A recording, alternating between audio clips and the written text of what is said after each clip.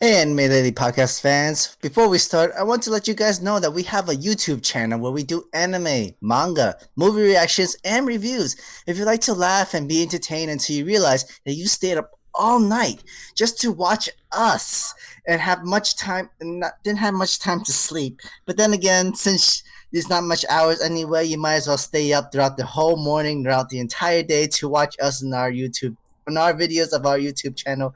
Go right ahead, check it out at the Anime Lately YouTube channel. If you're an early bird person with a 9 to 5 job, hey, guess what? Your boy, Rayapollo. You can check him out at rayapollo.tv. We can just watch him or at least lurk and listen to him on the Twitch channel this week. He is playing Pokemon Shield, the old classic way, the you gotta catch them all kind of way, where who cares about IV training? I don't care. You don't really care. We just want to be entertained about Pokemon, catching them all, name however you want them, give them that nickname, anything you want them. You just had that fun, the old classic Pokemon fun. He is widely entertaining and hilarious, which is a great combination to help you get through your workday. If you need more movie reviews, listen during your commutes. Listen to the Careful Spoilers Podcast Network. They just started doing their Star Wars movie trilogy series for the month of December. From the first trilogy of episodes 1 through 3 to the second trilogy, episodes 4 through 6, until the last trilogy, which is the new one, until Rise of the Skywalker, of episodes 7 through 9. Get your Star Wars fandom filled with the whole month of December filled at the Careful Spoilers Podcast Network on our all local podcast networks, iTunes, Spotify, Castbox, Podcast Addicts, and more. And now, back to our podcast.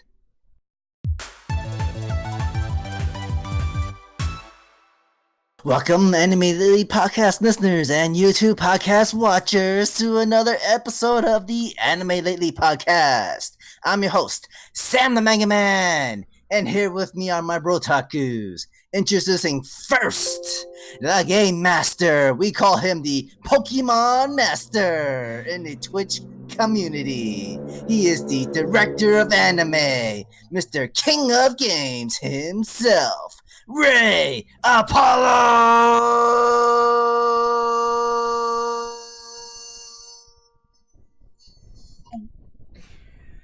Introducing next, the demon in the Black Clover community. He has a great love for Trigon, Dr. Stone, and One Piece. The intellectual and sensational Legend Evash, Miguel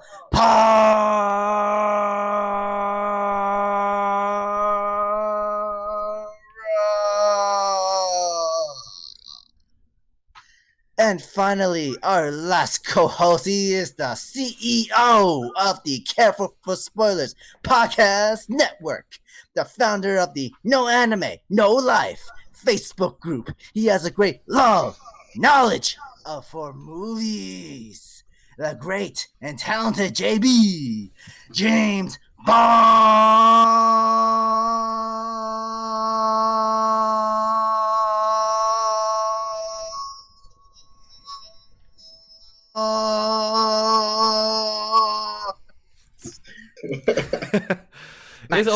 It's always entertaining to just hear you, Sam, do the intro. It's so always fascinating, and it's a lovely time to hear this all the time. I'm always entertained by it. I always have fun with doing this, man. I love it. Give me more time, add more lines and suggestions and subjects and everything. As long as we don't have somebody as a guest in the future that has many O's in their name, then we'll be here for a while, because Sam will be like, I would do all my vocal trainings and everything for that one person. Be like, all right, I've been training for this. I got some like warm water for my throat. I am ready as an announcer. A lot of soccer players would like to have you in a goal seat. Right there, would love to have you in the announcer table, because all you will be saying is the O for so long. If they make a goal, right there, they will have you saying the O the whole time. So definitely, you'll be there for a while. I wouldn't mind. The only thing is, I need to know fluent Spanish. I would need to know fluent Spanish. Hey, some English announcers are very good too. So that's a fact for sure. How are you guys doing? I'm doing great. God. I can't got wait. to One time the rewatch internet's some actually really working. weird. I got to rewatch some really weird ecchi anime, so I'm God. awesome. Oh wow! I can't wait for people to learn our new segments that we're including to the podcast, and I can't wait for us to do this podcast in the future live, just to see what happens and what craziness things goes on. Once we go live, maybe as a test trial on the YouTube side or Twitch side, to see what happens, because I'm really curious to see how things turn out. Because of how many people don't know what happens behind the scenes, it's very entertaining. But it's exactly what you expect, so don't worry. Yes, guys, it's very true. A lot of things don't work out behind the scenes. It's just that me and James edit the stuff so good that you guys never know what happens. It's true. It's true. But okay, since Miguel has said it or introduced it, let's go into our new segment called "What in the Weeb." In That this was exactly segment, how I wanted you to say that. I need everybody to understand this. I came up with this stupid idea for this stupid name. And they were like, oh, yeah, that's great. I'm like, no, you weren't supposed to like that. But then Sam delivered the topic of it so perfectly. We're keeping it. It's great. I just wonder how Ray expects for us to say no when it's also us. I'm the one that like came up with like the idea topic, and then Ray said, "Hey, how about we name it this?" Like, yeah, sure. And Ray's like, I didn't expect everybody to say yeah. Remember, Yeah, we all weeps here. I really did. Ray was like, "I was just joking." Like, all right, but I'm still playing on to the joke. But now it's perfect, so here we are. Well, guys, that's a name for the new topic. And Sam, explain what's the topic and what would be the segment every week now. So, in this segment, we will talk about one anime or manga topic of the week, and our topic this week is what's considered good ecchi. And well, guys, for the future, if you guys want to bring up your own topic, you can put them in the comment section below. If you guys want to have a nice thorough conversation for us to talk about, hit us up in the Twitter, or put in the comment section below if it's either on the podcast side or YouTube side. So on that, continue, Sam.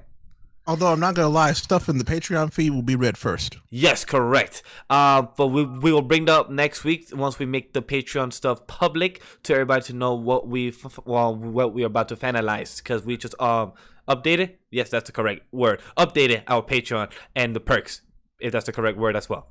All right, guys. So we all love ecchi, comedy, respect, but there are the good, the bad, and the ugly parts of ecchi, and we've experienced that in many other animes. Virus. You should go to the doctor and get that checked. Oh yeah. Damn, Sam, Oh, Sam, man. did your bronchitis came back? Damn, it came back very harsh this time. It really might. I've been coughing up some phlegm every morning. That sort of Oh, way. damn. Oh, no. But yeah, but you know, there are such thing as good ecchi, bad ecchi, and just plain ugly ecchi. Well, of course, we're gonna start with some good ones. Ecchi's, of course, the entertaining stuff that we all know that we actually love watching. That's all doing, and that's the point of this anime. For me, it's literally like with High School of the Dead. That ecchi, that sort of way. I feel like that was entertaining, and I thought it was great in this sort of way with their action plus etchiness and their comedy route. It did a good job from that. Because it was built as an ecchi anime. Exactly. That's what that is through and through. It's not pretending to be anything that it's not. No. So speaking about another built anime in the topic, I want to add, since we're talking about built anime that's about etchiness, High School DxD, the one I was recommending. I forgot who pushed me to watch it a couple years ago. I think. Sir, that's a hentai. No, it's borderline.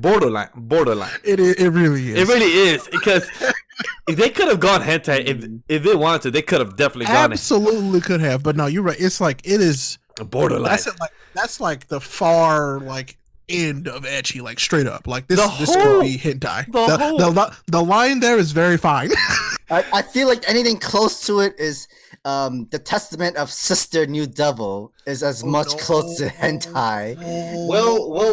We'll get there. So I mean, what do you want to do? Do you want to just talk about the good ones, Yeah, the first- bad Oh, ones, yeah. and then Let's the talk about ugly good ones? ones. First, Yeah, the yeah, good yeah. ones, because I want to continue to what Ray said about it. Is that High School DxD?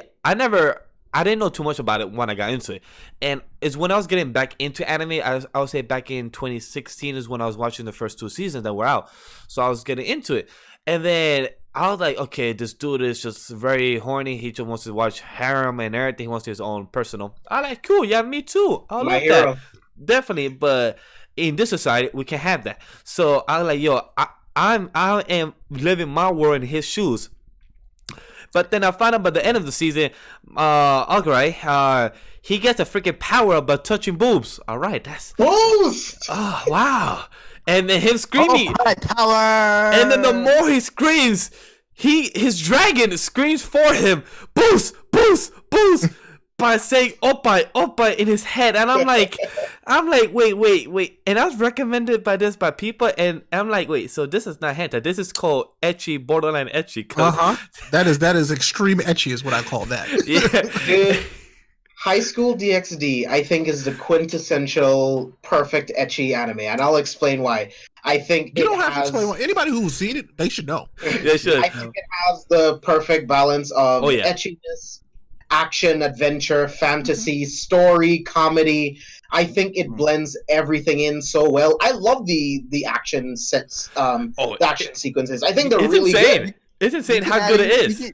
You can even add real life, a little bit of drama into that. The whole beginning of the first season, Yeah. the whole betrayal, Oh, and yeah. everything. Yeah. It's crazy how they have such a well balance about heaven and hell, and they speak about it, but they speak about it in a very religious way. But then at the same time, they have a boob song in season 3. They have a freaking oppai song in season 3 that threw me so off guard. That he went in his dragon form and sang with kids in hell, singing oppai song. I'm like, hold up, what? Pause. The writing is not bad. That's the thing. Yeah. The writing is good. Oh yeah, the writing makes I it mean- sense. I'm so happy whoever the writer. I never went that much in detail to find out who the writer is, but I gotta give the props to the writer, because the writer makes the anime, makes the manga make sense. If it didn't, Another it would have example felt. of an ecchi anime being exactly what it is. That is a Ecchi anime. fact. And that's a anime I would love to watch with my girlfriend, but if my girlfriend watches it with me, she'll be like, "Why am I I don't dating think you?" there's much. I don't think there's much in that for her. Oh yeah, there isn't. Like my girl be like, "My dude, put something else on, because I'm not watching this." She's like, "No, pause, no, put something." I'd on." rather watch Black Clover. LOL. Oh yeah, but definitely, High School DxD is one of my favorite that I've watched. That is good ecchi anime that's not hentai, 'cause that's one thing that I've really enjoyed. And it's the God Red Dragon and everything is the beautiful animation that has done. Definitely been entertaining. It's one of my favorites ecchi anime I could definitely watch when I'm bored, and plus the dub and sub is good. So I really have to say the dub is really entertaining as well. Yeah, Well, I mean, go go for it. What's a bad one? Give me a bad one. Me, come back to me for that one. I didn't write it down, so come back to me for that one. So instantly, when I think bad ecchi, I think Fire Force. Unfortunately, as far as the anime goes. So, I agree. we're gonna go there now in that topic.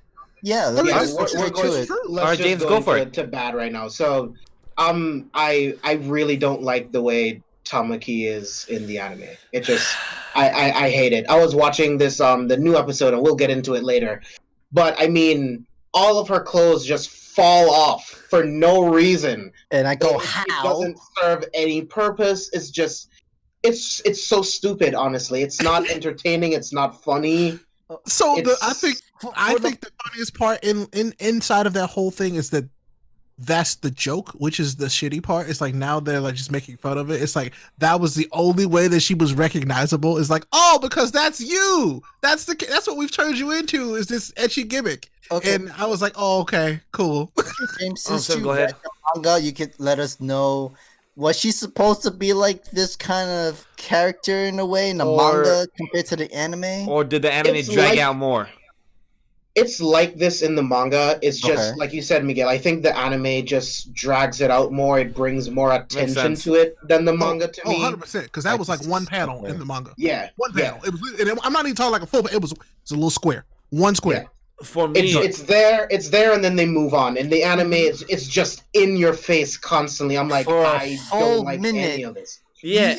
So they spend a whole entire panel of What 1 minute of that scene that makes no point in sense Oh yeah. just for the etchiness. Like that's 100% considered bad etchy. When I Like, watched yeah. that scene, when I watched that scene with Sam, I felt like I was watching Food Wars because the way he popped out the other guys, the opponent close, and his name was freaking Slaughter something. I'm like, yo, this dude must be dope. His name is Slaughter. All right, so he must be a cool character.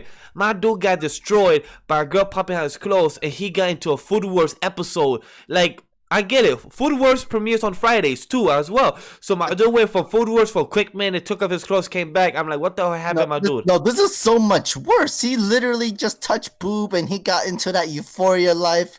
And this So- girl, like, I don't know. I'm pretty sure she's not even 18 yet. And this guy, he's just full like, oh my God. So I I've think my experienced equation for such this a boom. is Fire Force is actually better if you cut out all the extra stuff. Oh, yeah, without definitely. It doesn't. I It doesn't make definitely sense. see that. So if you can go into an anime and like say you removed all the etchy from High School DxD, that show sucks. Oh, hell yeah. That show is not good. There's Yeah, no it's plot. not gonna be as good. There's no Exactly. plot.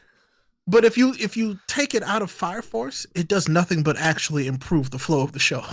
And Like, that's why I put it on my bad list. Exactly. One thing I that, agree with you. The one thing I want to add to support your claim, because I know people are gonna attack us and say that, but the creator of Fire Force also did Soul Eater, but he did etchy shots in Soul Eater. Like, wait, he did etchy shots, but never like this. He did pan shots, but he never exposed the woman that he had.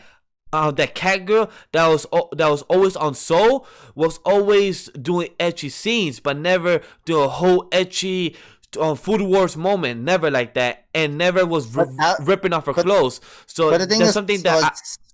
Go ahead, Sam. I'm sorry, that was the difference though. But that cat girl, that's her kind of character. She's more of the flirtatious, kind of etchy kind of character in a way. With Tamaki, where you learn that she's supposed to be the whole serious. I'm in this Fire Force group because I want to be. I'm trying to prove that I'm tough. I'm proved to be a fighter, and we were getting that throughout this recent episode, and yet she just got in the whole etchy phase, and we can't see her more serious anymore. We can't see It's her. weird because it's like the writers fighting with themselves. It's like, yeah, I want Tamaki to be this strong character, but I also want to use her for at the same time. And plus, like, I'm like, yeah, there's a way to do that, but I feel like in a show like Fire Force, it just doesn't fit. a lot of people were trying to fight me on this on Twitter and saying that Trunks is used. I'm not Trunks. Gotenks is used as a comedy character, but also he's like, yes, but that's how we met him as a comedy character in Dragon Ball Z. Is how he came out to be, and he also fights serious when the moment is. And when he has those comedy moments, it's because it's to lose the tension that happens with Boo and everything. Tamaki, she was about to win her match in a good way, but then she wins it in an etchy scene that felt very. It took me out. It took Sam out, and I know it took a lot of people out, but other people was trying to claim it, and it was fine. And everything like, yeah, but there's good etchy and bad etchy. That's why we're having this topic forward. So I mean, just based on that argument, I'd argue that Gotenks fights in a comedic way as well. Yeah. What kind of a move is Galactic Donut?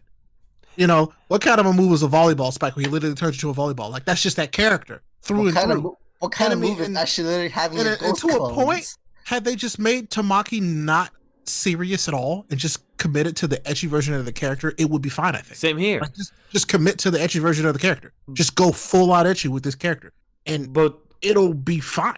then they flip back and forth, and that's something that was really making me like, she could be a better character, but if she was actually her actual character, not a person that would want to do extra shots. Not just to be used for, like, literally just used for fan service. And Because, I mean, in that same episode, we also had Maki in some of the most badass we've ever seen her. hell yeah, definitely for Ever. sure. I mean, and we'll get This to is that just later, the but tip still, of the iceberg. but like, still, it's just, if you're gonna make Tamaki an etchy character, just flip the switch and never turn it back. Oh yeah.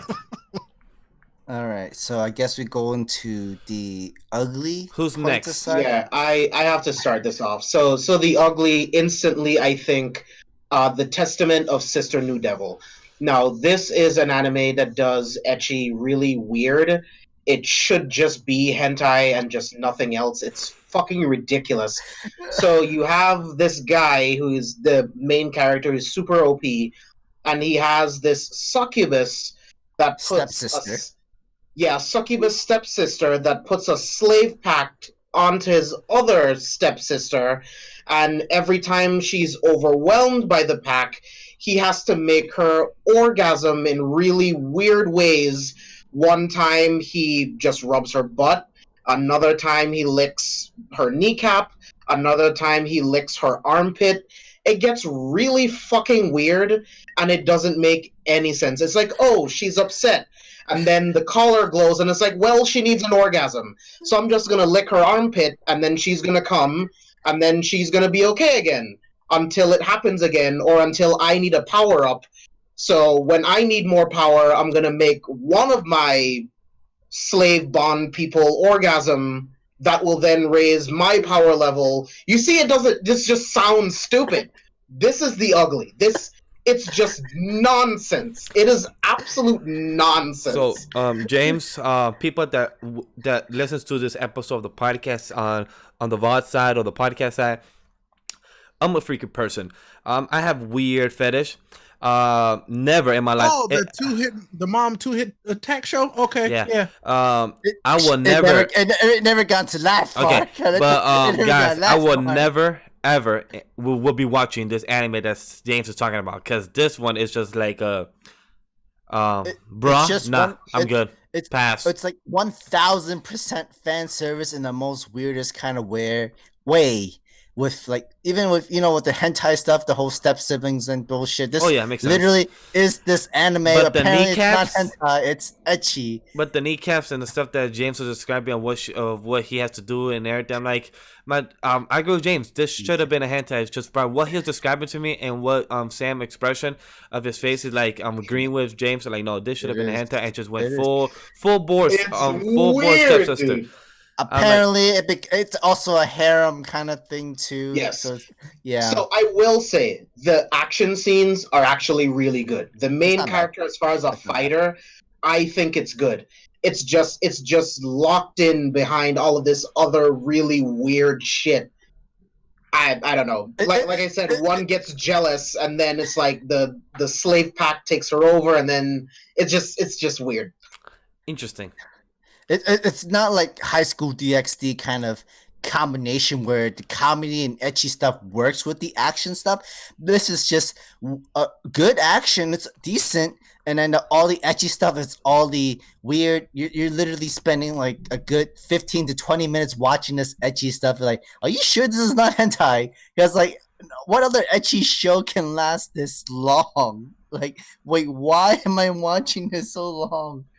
The question is, why are you still watching? That's the question is to answer. Why were you still watching? It's just like because the fight sequences were good, and I like the main character. It's just everything else. I'm like, James, is there like a YouTube clip where I could just watch the fights only? I don't know.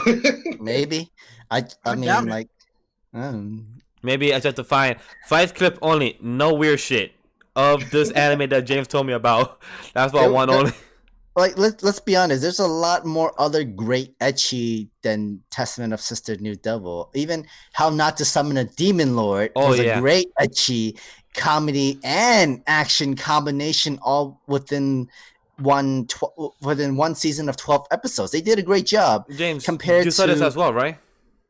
I didn't finish it. But it was definitely good. It was enjoyable. I agree with what Sam said. It was definitely a good one. I was a dub as well. I was watching dub for the past 6 episodes, but then after that I got busy with other stuff.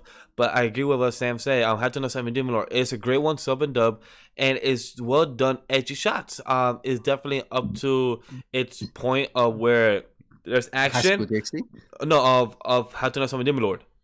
Yeah, no, up to that level of High School DxD with the action. Great action. There's a dragon there. There's him showing and his cockiness. like all the power that he shows, but then also there's him grabbing the ass when he wakes up and then puts his hand on the bull, both all part of his persona because he's not used to that, but it makes us feel so natural, it's not forced. And that's something that I really like about the show, that if it's part of the character, but it shows it from the very beginning, but it shows that that's because he wasn't raised like that. He's a person that's a stay-home student, and after that went to a different world, and he's never been with a woman. He never left the house, so it makes sense why he's always nervous when these girls are always too friendly, flirtatious. So it makes total sense. So it was really exciting to see this type of anime, and it was very nice, chill. Not really too much crazy on the plot. A good type of plot. It's very entertaining. If you think about it, it's the isekai version of High School DxD. If you ask me.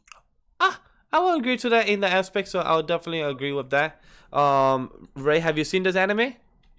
I have watched bits and pieces of it. You know, the good stuff. But it's not really like do you think I don't watch ecchi for the plot? Oh yeah, of course. Nobody watches ecchi for the plot. I mean, it's plots. There's a lot of, I would say, even mostly good ecchi stuff goes within the categories of the harem kind of animes in a sort of way. With To Love Ryu, that was actually a good ecchi harem kind of anime, in my opinion. Any other for harem sorts? Well, there's a lot. There's a whole lot. Actually, there's tons. There's an entire It's a whole genre of itself. Even if it's like they only spend a little bit of etchiness, which is fine, like 1 or 2 scenes, and everything else it's like either action or whatnot. Which every anime needs an ecchi scene. You can't just have a boring. Just like what you mean, a beach and pool scene. That's what there is all the time. Yeah. That's fine, and that's literally what you need for these 1 or 2 episodes. Sometimes you need to, like, calm down.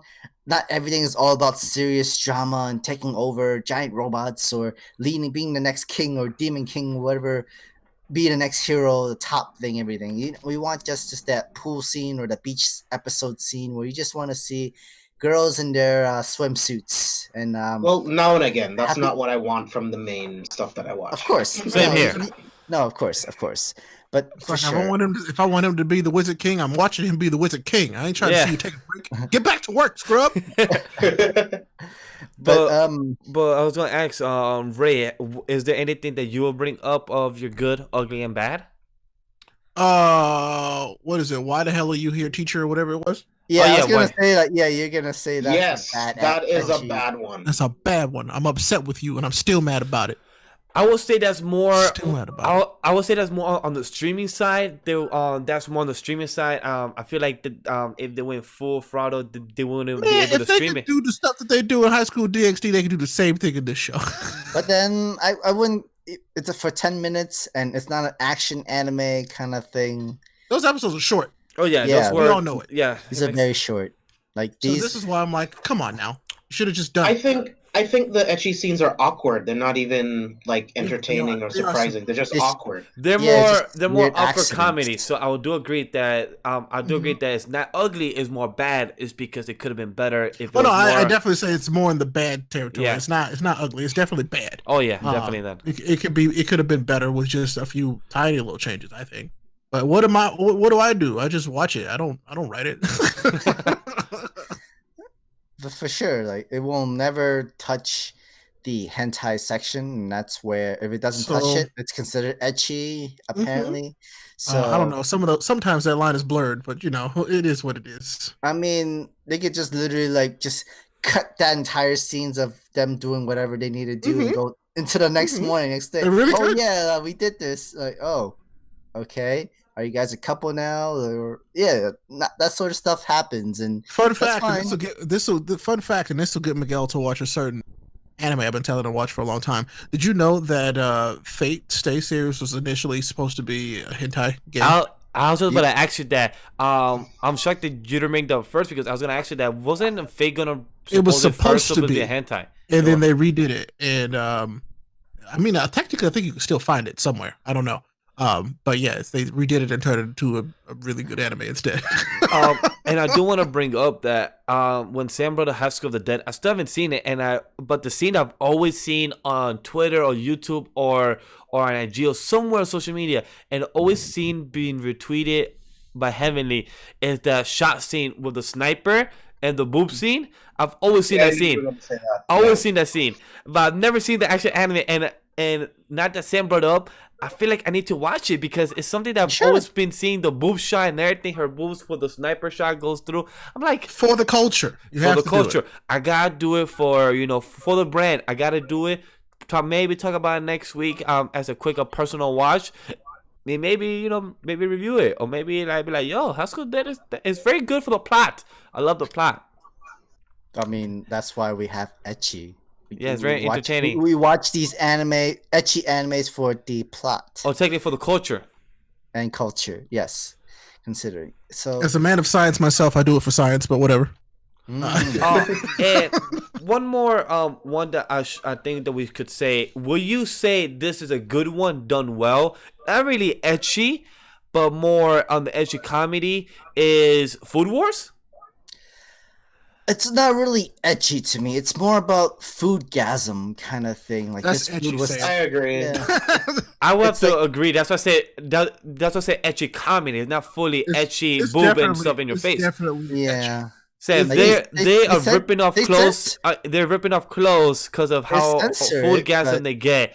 And the guys even rip the clothes of women, and they get milk syrup all on their body in that foodgasm moment. How does not call that ecchi scene? True. It is ecchi for that point with Food Wars. I guess that's how Food Wars got its popularity and big like standards and like high up there before when its big hit before it got axed. It used a lot. It had really good ecchi scenes, but it also had good story to it and recipes for these real foods in general.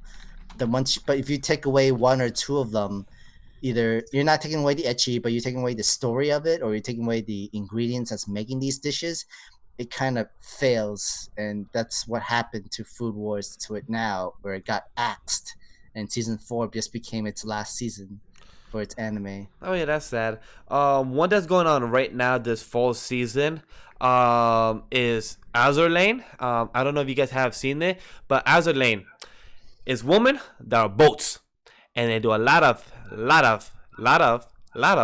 ecchi shots. Lot of ecchi shots. So it's jet ski girls. Haven't had the chance to see that yet.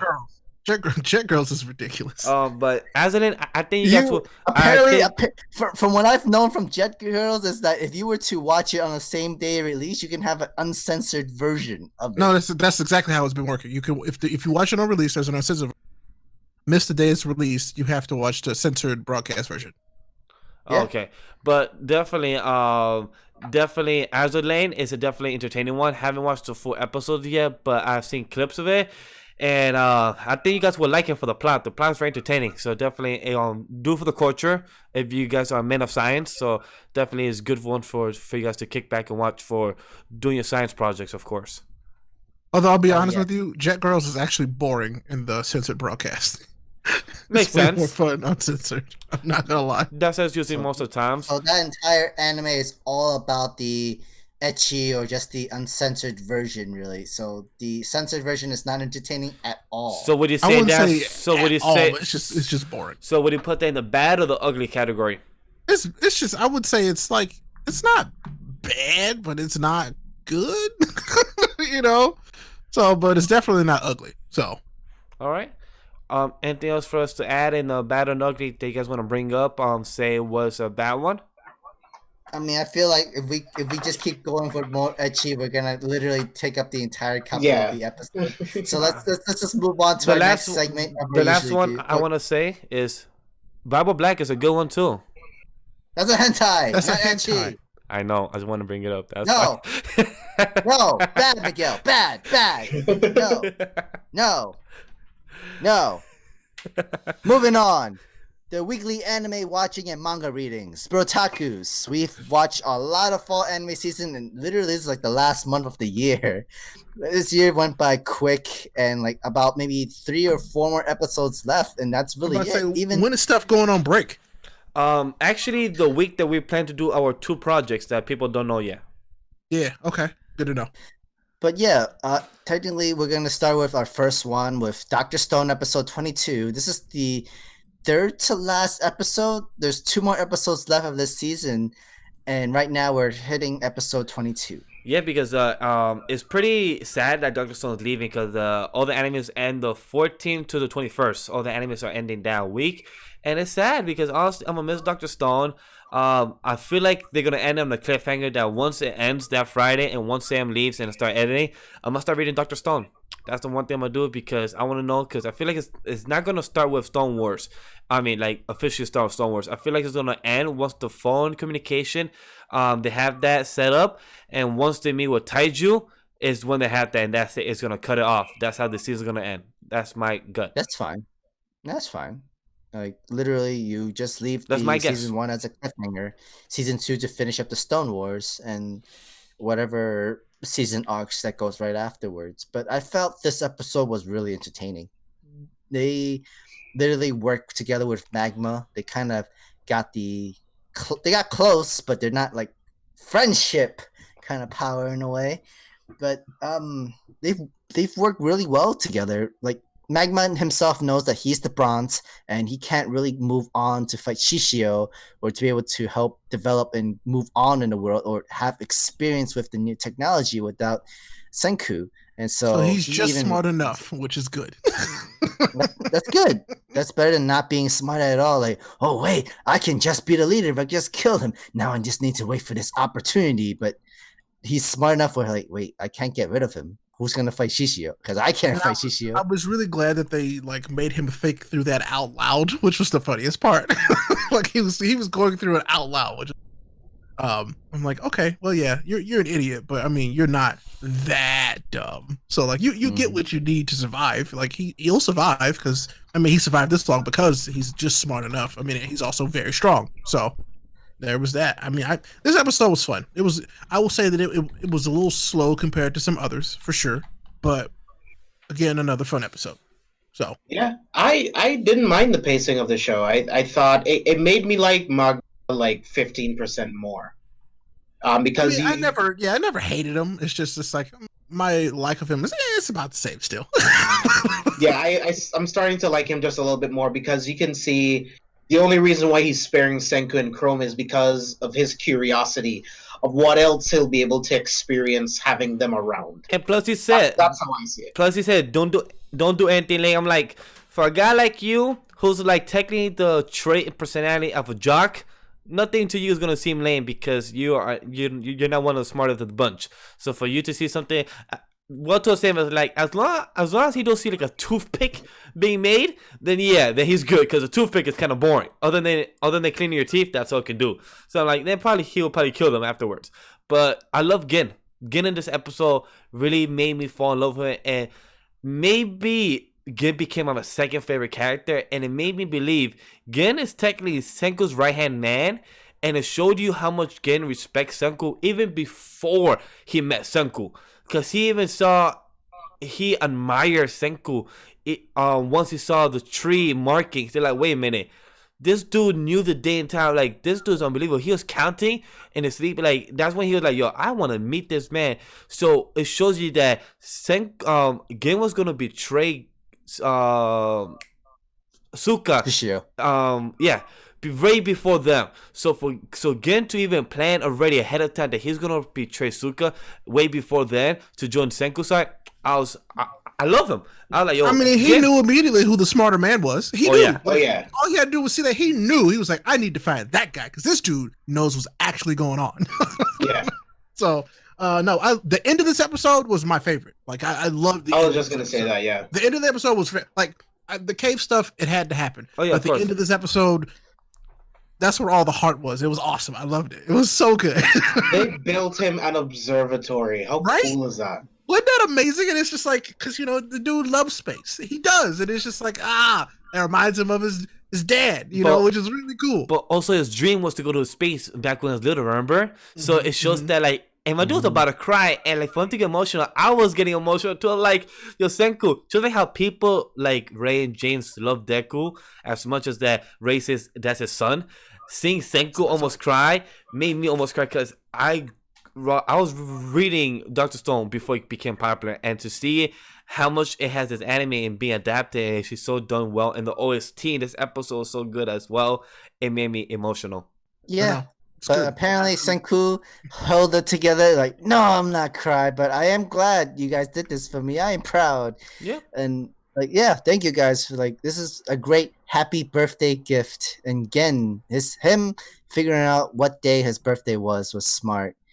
But at the same time, like, I mean, you didn't have to delay the 3 days afterwards. You could have at least collect as much minerals or mines or rocks that they would need for future projects and stuff like that. But apparently, nope. We need to leave right away, 3 days afterwards. And apparently, Magma followed through with the plan of Senku's birthday and his gift. But definitely for sure, it was a good episode. I mean, video everything game that mode. everything he's given them, that was the least they could do. You know what I'm saying? Like Yeah. that was a very small thing compared to what It- he's done for them. Even Chrome learned more about like how would I save Senku and Magma that got like stuck in the pit, and we knew Magma saved him the first time without even having the whole Senku explaining like he technically saved me. He didn't risk my life and he didn't push me into a pit. He literally saved my life. He was willing to literally die in the pit. I Like, honestly saving never my thought life. that he was ever going to kill him. Same here. Same. No, Yeah, I was like, but there's to no save, way. but He's but too to useful. actually but to include saving his life more than his own and saying like ha ha ha, if I told you if I killed you I could have been the next head He was villager a and all that stuff. horrible actor for him to do that. He was horrible. But dude, I could have seen it from a mile away. He's acting horrible. But he was a good dude. Like at the point, like him having to force him to trick Chrome into doing that, it's like literally like don't save me, just save Senku. He's the most important person into this village. He's gonna save the village. Me, I'm just a muscle head brain that knows nothing. All I am is just strength. But with Senku, he's explains like we do need like the muscle. We need strength. Even construction workers, we need people to build it, and you need people like me who's smart to know how to do the architecture to help build the buildings and everything and how to put together. One needs one another to be able to work and build up this like whatever project or building that you need to make. So it was good. He's Magma. I have a newfound respect for him, at least for that sort of thing. All right, guys, let's move on to the next lit anime called Fire Force, Well, episode 19. Well, since we talk about the negative, no need to bring that up about the sad part about one Tamaki, but let's bring about one good Maki, and that was the gorilla. But even though she never got called gorilla by the dude just said woman, and he still got beat up extra. But those arms, freaking fire! Pun intended. That was freaking dope. I will say Maki is just impressive. Like this showed like how skillful she is and how much of an asset she is to the 8th. Oh my god! Like I just I actually read that chapter in the just to be sure, and like one for one, the panels from that fight were done really well. Like that fight was beautiful. Like god.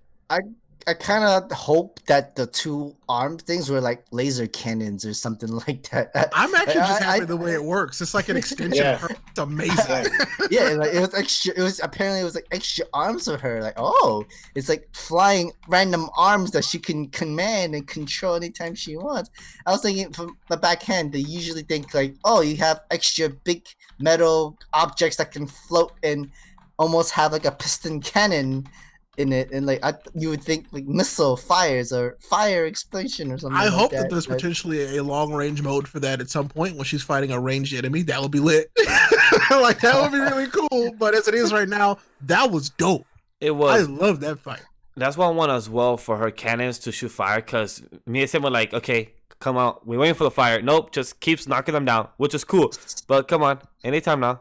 Nope. Okay, flamethrower, solar beam, anything that comes like cannons. But I think that's just too on the nose. I think like there's certain characters. Have you noticed there's no real characters that just flamethrowers?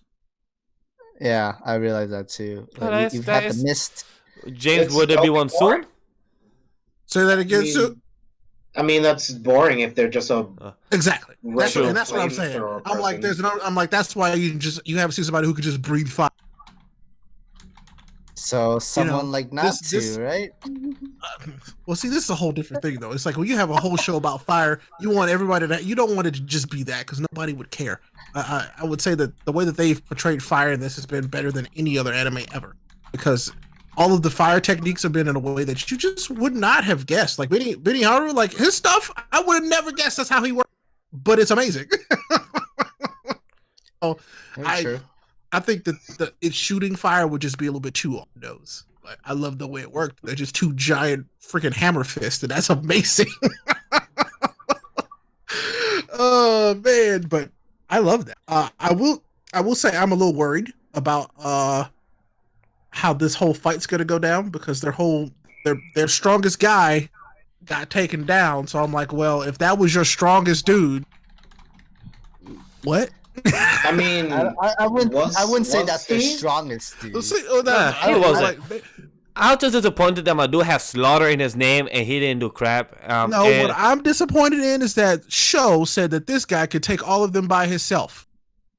That was the one line that ruined the whole thing for me. Sho says, well, if he's going out there, he could take them by himself. And I'm like, oh. And then after you see what happens to him, I'm like, oh, okay. Well, what was that just supposed to be a joke? Like by Sho, was Sho making a joke, or was it just like you intended for that to happen, but you went and said, haha, nope, he lost to Tamaki. Ta-da! I mean, Etchiness. he Bad underestimated the eighth. Which is, yes, I guess that's what you could truly boil it down to. Is they're a lot stronger than you think. That But is true, but I'm really curious. This is not. Oh, they're not as strong as you think. You lost to your own temptation of etchiness with Tamaki, and well, he didn't lose to the temptation. He got his ass whooped. They about beat him to death. He got a pipe over his head by Iris. It's like whack, and then they just pretty much beat him up with that, the metal pipe and everything. So yeah, no, that was the one like weird, like, oh, okay, like, did you really mean that, or were you just saying that because it's funny? Which is I'm now more leaning towards they said that because it's funny. It's like, yeah, he's the strongest. It's like a play on the whole thing. This is the strongest guy. It loses to an ass cheek. You know what I'm saying? It's weird. That's most likely the case, but I really did appreciate Maki in the fight, and I also want to see her fight somebody else that knows combat skills like her, because I really want to see her go toe to toe with somebody that knows good combat skills, because that's really something that I really wish it was more dragged out instead of seeing the Tamaki Eechi scene. I wish to drag out more of the Tamaki, with the Maki going hand to hand combat with the dude, because that was well done, and I wish that was longer. Patience, my friend. I'm sure it happens. Like if they didn't have Maki in this episode, I think this would have been a bad episode completely. James, so only you and I could talk about this because we read this. There's a whole part of this chapter that they took out in the anime. A whole part. And I read that, I was like, oh, fuck. Oh, well, this is a spoiler, but I don't care. But like, because it's not in the episode. It's not in it. And there's no mention of it. There's nothing. You sneaky. Are they gonna? Let's take out this one cool thing. They took out the coolest thing. The etchy shit. Yeah, they did. Do you think they're gonna bring up next episode instead? Oh, it's gonna be the main focus of next episode. Oh, okay, probably that's why then. So I'm very excited. Absolutely. This is like the coolest. Like one of the the Maki thing was cool, and then this was amazing. Like in this chapter. Then I'm excited to see that. Then I was like, "What the heck? Okay, cool. This is where we're going." I'm ready. Should we expect more of the bad etchy scenes from the next episode too? Not from this part, I don't think. No, because after this episode, we can all agree we can't take. I only read this one chapter because I really had to know if it was as bad as manga. So this is the only chapter that I read. So yeah, I don't know anything beyond this, but I just know that they took a whole really nice part of this chapter out of the anime, which was weird to me. But I was like, oh, okay, good. I have something to look forward to. But yeah, like we can't take Tamaki seriously anymore. Like I'm just not. I'm not. We just can't. I'm like, now I'll just laugh. She's just built for comedy, But Yeah. like we're not interested in the etching comediness of this like anime unless it's Princess Hibana. But We'll see how that goes.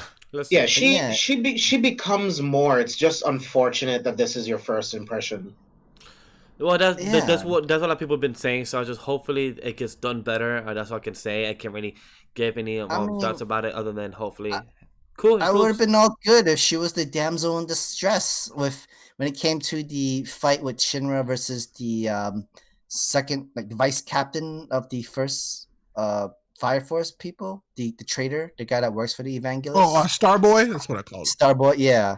Like if it was like that, like she was just hoping, she was tricked and she was hoping for someone to save her. Like I would have been fine if she was the damsel in distress, but I mean, I'd rather her be what she is than a damsel in distress. Yeah, I would hate that. I would hate that. Like if we got that Maki that Tamaki all the time, I would have hated that. Like this is just like mildly annoying. Like I said, I could just ignore this part of that character. But like had she been what she was in that fight, oh god, no. Oh no. I agree. I feel like they could have done. If they didn't do the ecchi scene and just kept her. I just feel like overall from the start of how we've been introduced to the character, I feel like once again it's like I feel like she could be a better character. Like we could have got a better introduction to this character than we got. So like, I mean, like, I just feel like the etchiness wasn't necessary. She could have won straight and fair, and it would have been awesome. It would have been really cool. We would have respected Tamaki so much more. Like she lived up to her name of seriousness. Well. She proved Shinra wrong. Where like I'm a Fire Force soldier, and I'm gonna show you why and everything. And yeah, she's the fire. Did you not know she's a third generation ecchi soldier? It's different. No. Ray, that's called fourth generation. She's exclusive. Oh, my bad. Exclusive. My bad. A whole new type. All right, let's move on to the next hero of My Hero Academia, season 4, episode 7.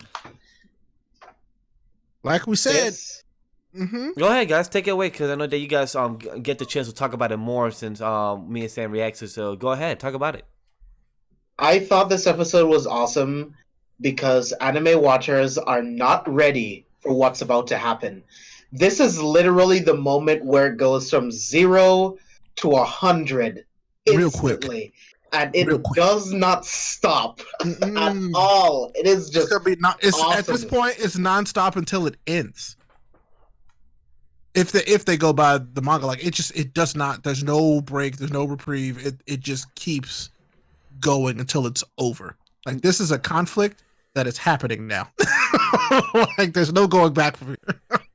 Maybe they may actually stretch like some chapters into all the episodes. And I doubt it because there's so many fights in this that they have to. There's just so much going on. Like we're gonna get split fight episodes where this be like you'll see that's what I want. Next fight and like that's what it's gonna be the rest of the season. It's gonna be wild. I mean, like I hope they don't spend each fight into one episode. I want them to at least 2-part episodes or like 2-part episode for each fight individually to help more with the character build. I think there's one fight that'll be 3 parts. Every other fight will be 2 parts. I think. I feel the 3-part will be towards the end with Deku's fight. I think Fat Gum and Red Riot. That has to be 2 episodes. Next episode, which is coming this Saturday, is going to be the Sun Eater episode, and that's going to be his real shine. And oh my god, it's so good! I can't wait to see this. Ray, would you want to give your announcement now? Because by the time they see this podcast episode, it's going to be Friday, so that's the day before. We want to say now, or you rather let it keep a secret still? Oh, we'll keep it a secret. We'll let it be a secret. All right, cool. Yeah. But for sure. Sun Eater, I'm excited for that. Sun Eater is definitely a shiny one because it really got me excited when I read the manga. Like, oh, okay, so we're getting this moment. All right, cool. And to see in the anime, because like I said it before, I wasn't a huge fan of Sun Eater and Fat Gum in the beginning. I thought they were okay, designs and everything, but once I got to know them more and the character and Fat Gum and his moment that's coming later that I know that Ray and James are hella excited about. It's one of the best moments in the series. In the whole series. I was like, okay, I haven't said this out loud before, but Fat Gum gets an all moment. It is nuts. It is, and it's like, oh, so you're that good looking. I see. All right, wow. You go from oh, okay, you cool to oh my. No, it's Looks good. I'm looking looks forward can to be it. deceiving. Yes. That's But I definitely think that's not for another. If I had to guess, 4 episodes.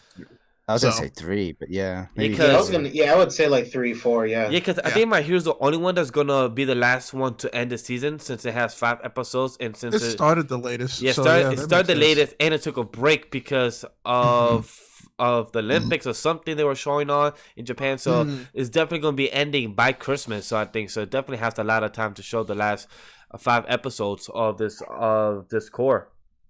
I think it's gonna go past Christmas because they're gonna need a lot more. I was about to say it has to go episodes. past. Like they'll take a break. It has to go past. We'll probably even. I think we might even get an episode the week of Christmas. Yeah, no, we are because it has episode 8 Saturday, 9/14, 10 21st, 11/28. Oh, it's gonna end probably. It's probably gonna go straight. The last episode 12 is gonna probably be January 4th. If it goes If straight, that's the case, then yes, that's like the Fat Gum fight will be the one that ends before the break. yeah, because if it goes straight without taking those breaks, because then it's gonna take a core break and come back in the spring. Then most likely that's the case. So most likely it's gonna end January 4th if it don't take a break. Nothing has. Which is crazy. Nothing Which has. is I feel like they will that's a take. hell of a break. Like that. At They that might point, to take take a- a break. Whew. They might take a break or add like a filler episode because remember, Oh, they the can't new right now. My Hero. They can't do it right now at this moment because right now, if they do it a filler within this last 5 episodes, That would slow it down. it's going to slow it down and take the it tension might. away. It's going to take the tension I away and it's mean, going to take really meat out of it. It's more like for the holidays, like for like Christmas or like New Year's kind of thing. You have to pick one or the other where you have to choose your breaks. Plus the new My Hero movie is coming out very soon right now, like in February. I would thought rather it they was- just. I would rather just if they just took a break. I would not want a Same filler here. episode. Same here. It would ruin the momentum because it's relentless from the Like- next episode until the end. And I Like, mean, and this is where you really get to see like this is My Hero Academia. This is it. This is the first time you see it like this. This is I feel not maybe a they could. academia. This is a My Hero society right now that's going on. This is a saving a little girl that reminds you that we all saved one person, and this is what All Might has preached for all the time. That smile smile in front of everyone, no matter how hurt you are, and that's what Deku's about to preach as well for what he does in this 1 million punches. I mean, it's up to them. It's up to the creators who the Eechi the About the anime Eechi. of. I'm sorry, I'm not Eechi. You got Eechi on the brain. Yeah, sorry. That topic Bones, really got to me. Bone Studio So is. no, It really depends I'm on that. hoping they make a good They decision. on that. might, They decide because to not. do technically last year before they did their first movie, they added the whole side story of All Might being playing the villain and everybody else is the detective and whole. But like, that makes they're sense. playing- But that makes sense because their arc just finished. So that makes sense of what they did last year, Sam. So I do agree with that their arc just finished. And then after that, a new arc started after. It could still be a throw in there. Just that the side episode is just the prequel for the movie of the second movie, like the same way they did for Two Heroes. Like, oh, this is just the almost prequel for the My Hero Academia movie. Well, like, before we go on that trip. Well, maybe. I'm here So, with the guys. I hope they don't. I'd rather take a break, like James said. So, but overall, with the episodes, definitely it was a good one. I can't wait for next week and the next following ones. Hopefully, if they go straight, I'm all for it. If they take a break, I'm all for it. As long as that they continue doing what they're doing, and each character gets a shine and good animation. That's all I'm waiting for. it's gonna be a lot for them to work on because not only is this completing this entire season, but it's also gonna be for the movie as well. This movie is gonna be big. This new movie where the main 2 characters is definitely Deku and Bakugo, no question. But for sure, I'm about that life. Gotta give props to those voice actors though. Nope. Never mind. They won't do that. Never mind. We can't talk about that yet. James, catch up so we can talk about that theory. I will. But I could probably say maybe like the last maybe 5 to 6 episode could be the Gento arc, and then that's it. That's how you end season. Now, see, I 3. think we get filler before Gentle. That's Correct. when I think we get a agree. filler That episode. I agree. All right, There's that gonna- might I feel like that there might has to take be. a while. Weirdly enough, I feel like there needs to be a weird carryover to Gentle that there wasn't in. So I feel like a filler there would be a good spot to have some. Because I feel like the Gentle arc won't start to maybe around February, maybe March. I would say after the movie. Yeah, after the movie. Yeah. Well, yeah, like, after yeah. the movie for sure. Yeah. Yeah. So it's gonna be a while for even that arc, but I think the movie comes out in Japan in February or something like that. It does. if I Hmm. remember. So we'll have to see if they time it correctly or if they can pace it correctly before the new arc, before they can end the arc and stuff like that. But we'll see. We'll really see. All right, now for a double Viking version of this anime, the Vinland Saga episode 19 and 20. This was great. Ooh-wee. Can you, man, my man, can I be one of your followers? Because you did an amazing job. You are an amazing, and Ashkelad, you know how to bullshit. That's all I gotta say. Ashkelad, you know how to talk. You every time I see Ashkelad on screen, he reminds me of myself of know how to bullshit talk, and people will never find out if I'm lying or not because I know how to talk and know how to walk, and it just makes me know, Ashkelad, what do you have planned? Because even the wise king knew I gotta look out for this man. I gotta look out for this dude. He's something to worry about. So I would say that Askeladd knows how to save his own ass. He Oh. is the best at saving his own ass. He is the best at doing that. You need to give Askeladd more credit. He is I'm so not yet. much more than Not that. yet. I'm not giving it to him yet. Oh, I'm He'll giving earn it to him. I'm He'll- sorry, Ray. he'll I'm earn giving it. it to him. I'm giving it But to I'm him. not giving it to him yet. There's He a is particular brilliant moment. strategist. His There is a plan, particular his plan got moment that him I'm to waiting this for. far. He His has- plan got him this far. He has Canoe and Thorfinn under his palms. Thorfinn cannot do nothing to him, and still, Canoe told Canoe, "I'm sorry, I will train him better." And Thorfinn's like, and Thorfinn didn't say nothing back to him afterwards. Ashkelad has everything under control somewhere or another, and it's just insane. I still think that he knows how to read a situation and use it to his benefit. Oh, yeah. That's it. But there's a particular moment that I'm waiting for, and that's when I'll give him his credit. Askeladd is a won't chess happen- player, it and won't he happen thinks for a while. 6 steps ahead. It won't happen for a while, but when this happens, that's when I'll be like, okay, that's all I wanted. I'm just kind of disappointed Can't that in this scene or this episode in the past two, we didn't see Ashkelad or Thorkill training Thorfinn. Hopefully we do get there in the last 3 episodes, or hopefully after the prologue, because we did get the. I don't think we're gonna get that. And it's He's something, not gonna train him. and it's something that I wish we get. It's just something that hopefully Thorkill at least trains him, because that's his uncle. Which I'm so happy my idea came true, even though it's great uncle. Still something. It's uncle. I was so just happy. because he's his uncle doesn't necessarily mean that he's gonna train his grandson. It's not like he knows him like that. All he knows is that, oh, the man that beat me in the fight has a son that I can have fun fight against, but I'm not gonna train him to fight. I'm not gonna train him to learn how to fight even better just so he can go kill me and stuff. Like, what's the point? That's like. But you thing need to is- have a real warrior. But kind thing of fight. Sam, Thorfinn don't need to kill Thorkill. Thorfinn needs to kill Ashkelad. So No. there's no need for But for the Thorfinn thing of it. doesn't like. But Thorfinn will kill anybody if he needs to, or if you just like if you could give me that fight with Ashkelad, I'll kill Thorkill, whatever. Like whatever True. it needs. I just need my goal to be accomplished. Really. He And just tried that. It didn't work well for him.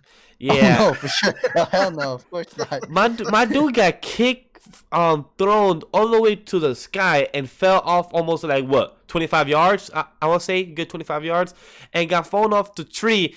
And my dude literally lost consciousness, saying like, "Wait, where am I? What's going on?" Like, "Oh shit, there's a fight." I'm like, "How did he just forget you in a whole different fight?" It was the moment where anime does not do this very often. It's like, yeah, he picked up his arm. Ah! I was like, oh no! that arm scene took me out of the scene. That I got literally me. couldn't That do got it. me good. His whole arm got was me like good. his like not his shoulder was dislocated, his elbow was dislocated, and that's hard to put back. That takes weeks to get back together. Your shoulder takes a bit of heal after you dislocate it and put it back in the socket. Takes a good week to heal, but your elbow, my dude, it's just hanging there, and he still kept fighting Thorkill like that. Like, como fue puta? Like, damn. I don't know. These 2 episodes were good, and I mean, you can tell that they were definitely focused on certain characters, which I appreciate. But Canute literally taking control of an army, and didn't raise a hand, didn't raise his voice, and just give a look. Took control of an army. Just give a look, the eyes, and he went through Thorkill and got Thorkill and Ashkela as his new followers. And I gotta give props to Ashkela. He literally said, "Hey, I killed Ragnar, so I apologize if you want to kill me right now. If not, I'll follow you into the end of the world." I'm like, yeah, because he's thinking 6 steps ahead, and he that Canute would not do anything. And that's what I love. He knew that, but he also knew that he had to be honest about it, so that way he knows that Canute will trust him. I don't want to say trust him, but believe him when he's telling him something that's important. Yeah. And I love listening to your theories because you guys are so way off, and that's a good thing. You have no clue what's gonna happen. And I'm happy about that, and to see also what happened with my in episode 20 when Ashkela and Canute sit together. It shows that the growth of Canute, that everybody says, you have changed. Everybody sees it in Canute, and also Ashkela sitting next to him. It shows that he has become his right hand man, and that's freaking amazing. I'm really happy. Like, the storytelling in Vinland Saga is really well done. It's really amazing, and I love it. There is one character that I think is going to throw a wrench into everybody's plans. Is Gunnar? The old man that's looking for a boy. Leif Erikson? Leif Erikson, yeah. He's going to throw a wrench into everybody's plans. I agree. He's going to show up and know exactly who he is and be like, yo, where the hell you been? And the kid's going to be like, excuse me, what? Who is this child? I agree, because they last time they showed him was, I think, episode 14 or 15, and for them to show him at the end again, like, okay, so this is gonna happen with Leif Erikson the last 3 episodes, or after this prologue ends, at the end, showing that something big is gonna happen with Leif Erikson and something's gonna be important because they're still looking. And also, let's talk about the freaking priest real quick that I just brought up. The priest, she's 23 years old, shave, and he could out-drink any of these motherfuckers. And also, he's 23 years goddamn old. He looked like he was 55 before. What the hell? Easily. You see the stuff that he'd been through, probably. So yeah, that makes sense. My dude looked like he was in hell with that beard. My dude's my age. I'm 23. I don't know if you know most priests, but I know a lot of priests, and a lot of them can grow a mean beard. So it was funny because I know a lot of young priests that can grow a hell of a beard. So that's kind of weird, but yep, that makes sense. I should bring in that statement of Ray. I kind of actually do see that more now, but still, my dude with a whole shave, and I love the way which studio animated that, showing back and forth of who he really is. I'm like, yo, that's actually well animated. They didn't do a flashback, no nothing. They just show his face back and forth. I'm like, so okay, I felt bad because my wife has been kind of watching some bits and pieces of Vinland with me. And we get to the drinking scene, and I go, yeah, that must be another priest. And I go, oh no, that is the priest. Because I was like, that's how they portray priests so far. I'm like, that's got to be another priest. And I'm like, oh no, it's our priest, the one from before. God dang it! These priests what caught me. These priests caught me. No, Sam, go ahead. No, Sam, go ahead. What caught me? I was like, oh, he was drinking 58 glasses of wine. Like, wait, is he the same priest that always been drinking alcohol this all this sort of time and sort of way? Hey, do you have any more wine? It's like, nope, this is our priest. Like, wait.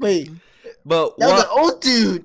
But what I love is that my dude was cocky and starting to drink it like no problem. Like, he was enjoying this free drinks all night. He was like enjoying this, drinking people under the table. That's I'm what like, he likes. That's all he cares about. But for now, what Ray said, I want to meet other priests to see if they're all drinks. I'm like, yo, y'all being priests in this era must go through hell. Y'all must be going through hell for y'all to be having this type of drinking problem. Y'all must not be having some good followers. So talking about episode 20 specifically, there's this line about Thorkill that I kind of like. That I'm like, I wonder where they're gonna go with that. It's like, he could do whatever he wants and nobody will hate him, essentially. And I was like, interesting point. I mean, because he also tells him, he's like, hey, go and meet with the other leaders. Like, that's the first thing that Canoe tells me to do. Go meet with the other leaders. He's like, oh yeah, you just telling me I can go drink for free? He goes, yeah, if you invite the other leaders. And I'm like, it's because he knows that everybody respects him. Everybody respects Thorkill. Everybody. So I'm like, how is he going to use that to his benefit with Thorkill? I'm like, I'm really curious to know what that's going to lead. What's that? What are you going to get from that? It's like, is he going to try and start a coup and get all the other guys to turn against the king? Like, what's up?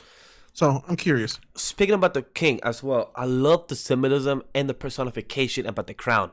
That was beautiful conversation about what Canoe said. And my favorite line of what Canoe said, I will teach you how to truly use the crown.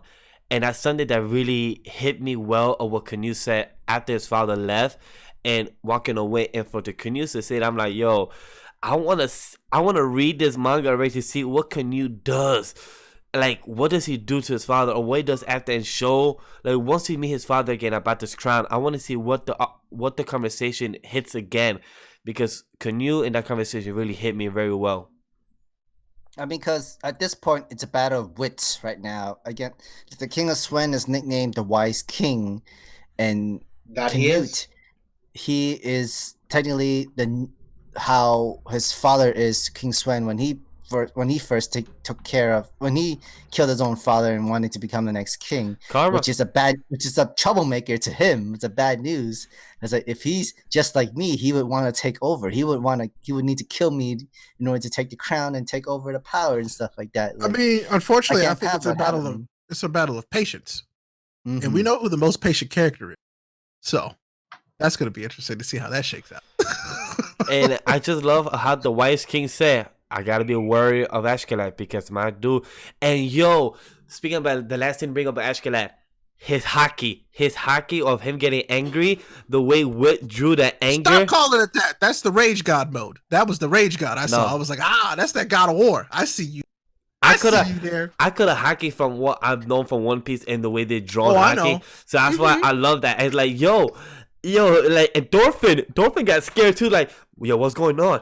This is the most maddest I've ever seen Ashkelad. I was like, yo, I want to see Ashkelad on a battlefield with this rage mode now. I want to see him like this. And it's just so amazing. And by the way, shout out to James of how good he's doing his poker face.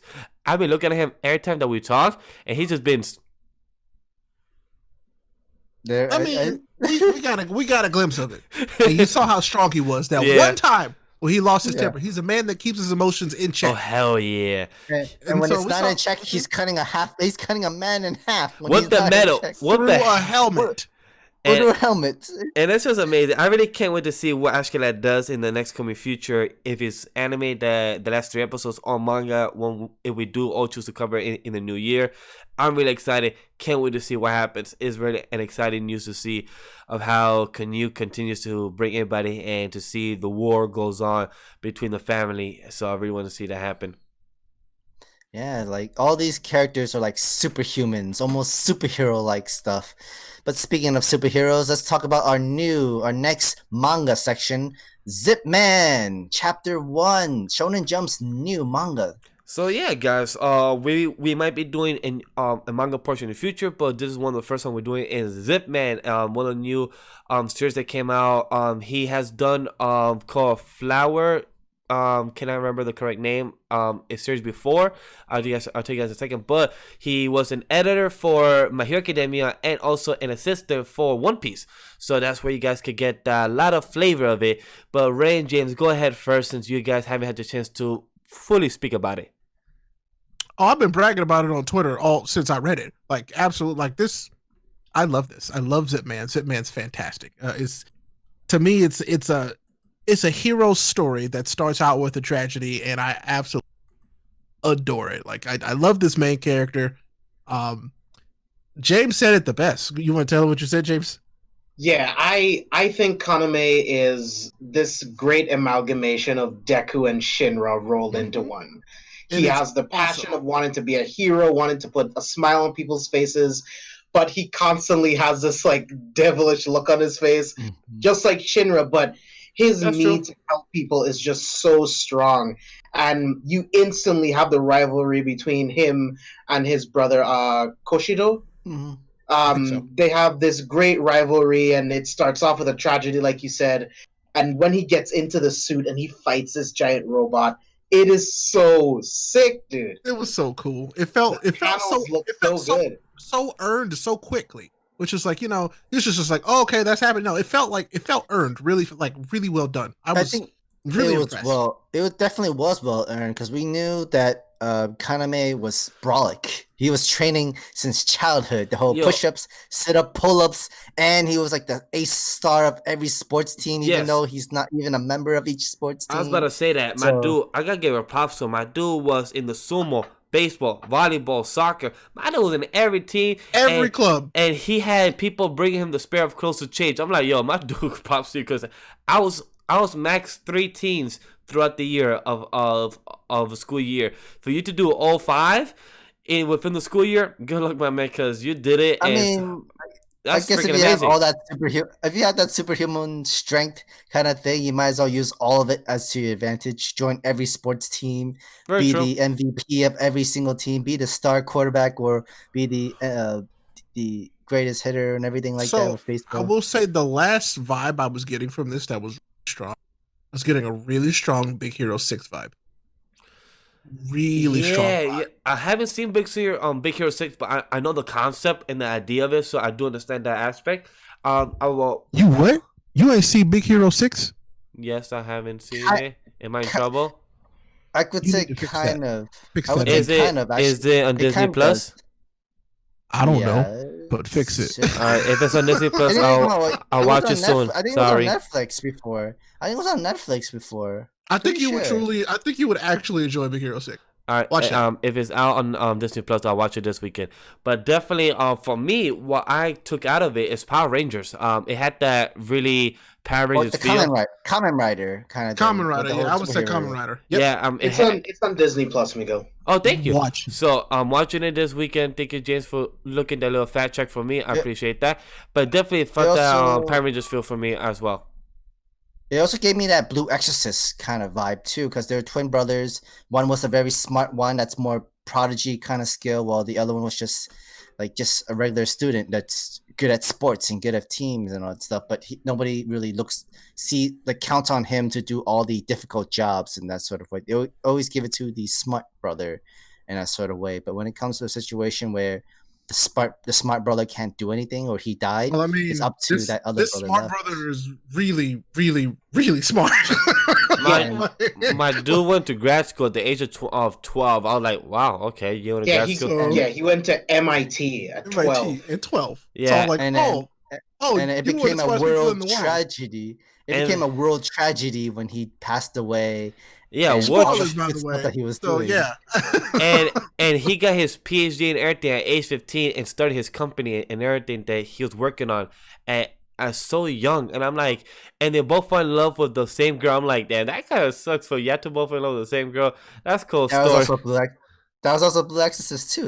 They both brothers love the same girl. It's just whoever the girl's interested. But apparently the brother died in this one, so I guess you win by default. it's pretty apparent who she's still interested in. Yes, very. Like it's pretty apparent. So that'll be an interesting relationship. I'd like to see. I want to see how they play that out because I like the way it was written. It's just it made you feel bad for him, like 100%. Because it was just who could make her smile the most. Never made her. Oh, that sucks. And then the whole competition be like, oh, well, you've won 926 times and I only won once to make her smile the most. But apparently that was during the time where T wasn't alive. But I guess that's his only win. He didn't. I don't think that he won. She was smiling because she was remembering brother. That's what I firmly believe. So even then, he still didn't make her smile. Yep, Yeah. that's definitely a fact for sure. And yet we learned that the younger brother is the suit himself somehow. One way or I saw another. that happening. It was an obvious thing that's gonna happen at the end. I saw it happening. So it's like he's like Jarvis to Iron Man with Tony Stark. I didn't see it coming. I actually thought it was gonna go a different way and Okay. gonna do the Fire Force thing where the brother would be the villain down the line. But I'm glad it didn't go that way. So I didn't think that the suit would be the brother. I was just assuming that the brother was more an AI. Now he had programmed himself into an AI instead.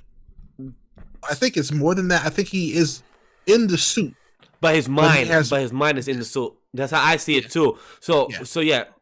Thank you, Ray, for to clarify that. So I see it the same way as you did, Ray. That I see his body and mind is in the suit, but not his actual life source and everything. So his brother probably did die. No, that could be like he's dead. Like the brother's dead. Yeah, but his soul or mind is in the suit. Right. So His like consciousness. Consciousness. There you go. I think that's in the suit.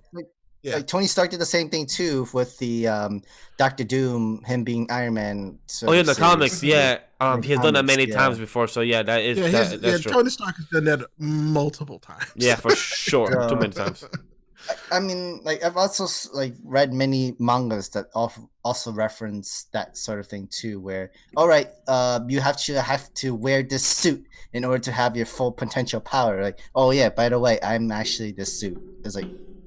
If you told me in the beginning before you told me to get in this suit, like it feels that is just way too weird. Like I should have not gone into this suit.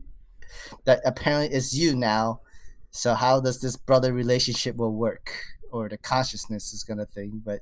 Or like, is there a way I could transfer your brain and consciousness to like a real robot or to a real human body, that sort of thing? But apparently not. This is all like mecha robot kind of genres, and I kind of like it. Like the art style that they did it was actually really good. Yeah, I love the art style. The art style is the art my favorite part. The art style, and I'm happy that this was one of the new series that they brought out in 2020. So I'm really excited about that.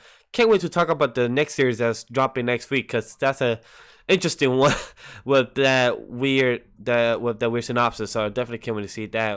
The new one. Yeah, that one. Yeah.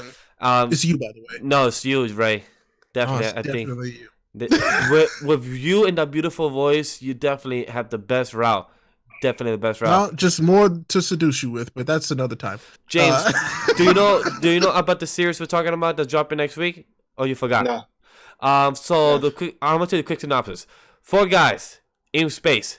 Everyone else is dead in the world. For the rest of the world to continue living, one of them had to drink a potion given by God to turn one of the guys to a girl.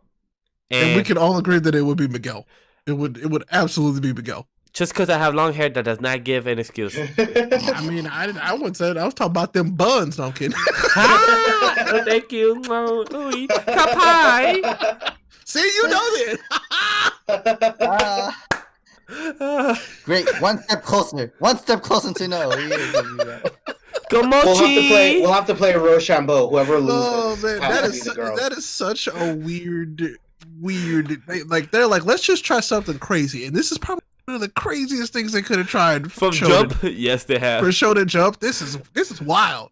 So I'm like, oh, okay, all right, we'll see how this goes. I can't wait for us to cover that next week and see what's the first stuff that we all think.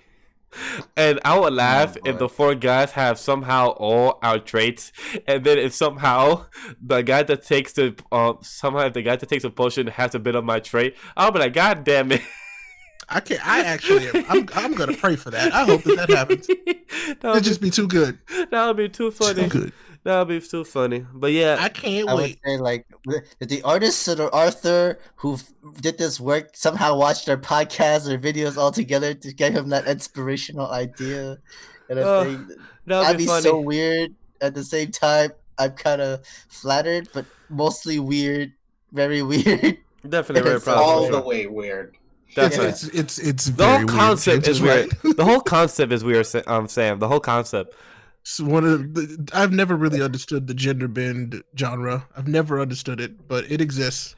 Hey, So some people like that type of fetish genre, so hey, it goes for it. It could do a good job, but it could just bad.